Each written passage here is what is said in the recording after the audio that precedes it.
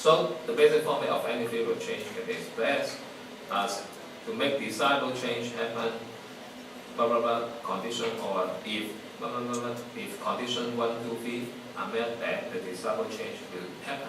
So it's a theory of change actually is a conditional if, then, if something happens, then you will better. Okay. If make desirable change happen, then the condition will be fulfilled, or if conditions are met, then desirable change will be happen. It's the same. Okay. So look back into the example. If rural communities can sell the product through internet, then there will be economic improvement for that community.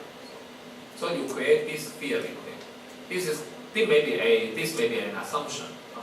An assumption means you may not have time to test it. Okay. But it's better if you have some evidence on testing this kind of theory in terms of some other people's story or some common sense or rational thinking. Then I think you can also make more substantial or more concrete theory for change. For example, if low-income, marginalized teenagers have first-hand experience running a business, they will be more successful in their careers. Okay? So if someone has more experience, then they will become better. If poor women in Africa have bicycle contraceptive, they control their age with less. Okay? So you identify the core elements of change. Okay? You may not be able to educate the people to use those contraceptive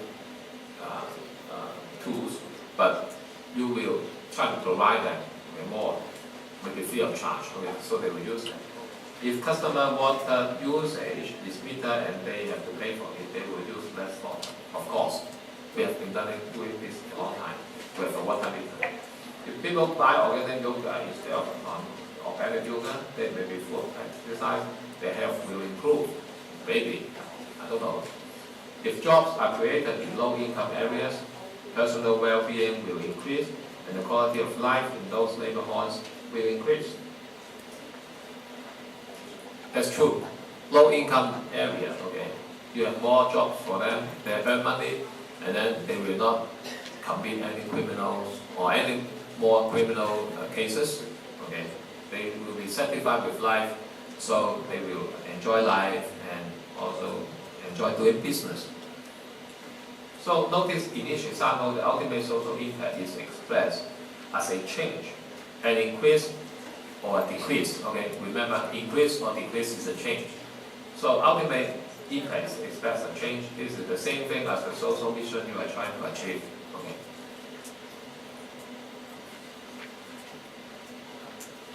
After you identify your theory of change, then you need to suggest a solution. The solution may be very directly or straightforward related to the change, because explain exactly what your solution to the problem. Sometimes, if the problem is if we can bring in jobs, then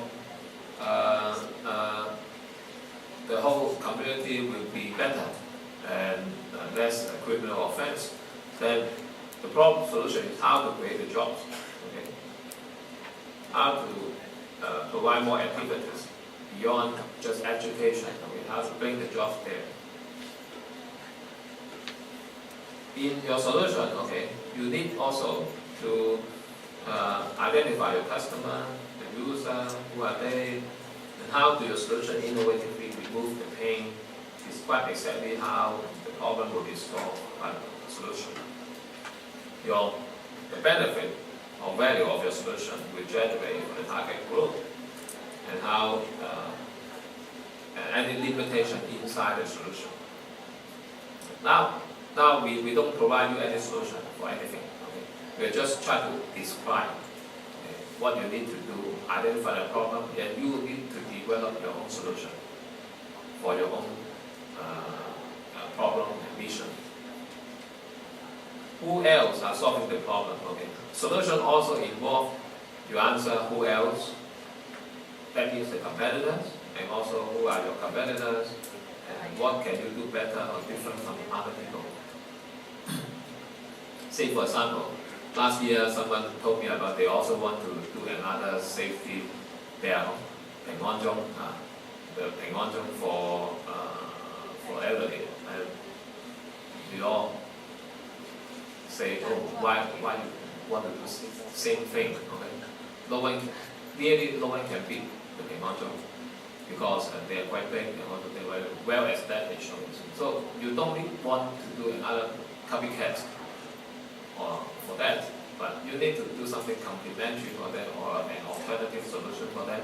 Or even if you don't need to compete with that, okay? You just need to develop something that on top of that or value added on that, then there would be another business. Okay?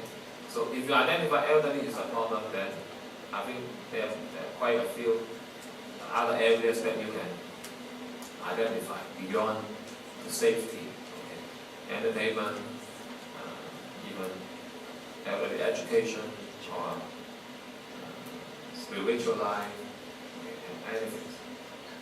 Social impact. What is your ultimate desired social change? What is the outcome derived from the planned activities? How this outcome contribute to your ultimate goal? And how do you measure your social impact? This is quite difficult. Okay? You may not be able to answer by yourself because measuring social impact is normally still a controversial and still haven't determined which method is the best to measure social impact. So actually, you just bear in mind, say if you can provide more figures, numbers, okay, about how you can help the people, how you can create change for how many people, okay, how many capacity that you are involved or contributing to the society. Okay. So normally we measure the impact based on the number of people participation, based on the number of saving in expenses, number of revenues created, number of jobs created. You can measure that. Most of the NGOs will do that on a measurement scale. So, but that's not a definite answer. Okay? So just describe something that you can show your evidence of change and the social impact to other people. Okay? Don't just leave that blank. You need to also define your social impact and tell the judge, tell the people who read your summary that you can really create a change. And you need to describe your team members.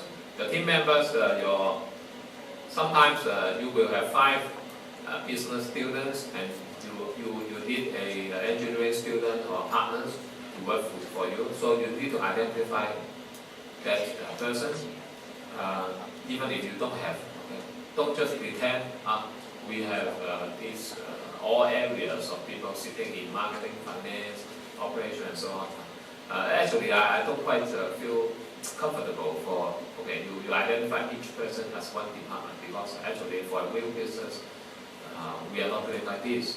Actually, you can just, the whole group of people is one of the best combination is you may have some leaders, okay, the team leaders may be had as the manager for the whole company, but you also have other operatives, other people taking another area of, say, engineering part or technical part, maybe another area. Finance or accounting actually is not very crucial in startup. Okay. Normally, sales, product manufacturing, those are the key business operations that you need to take care of.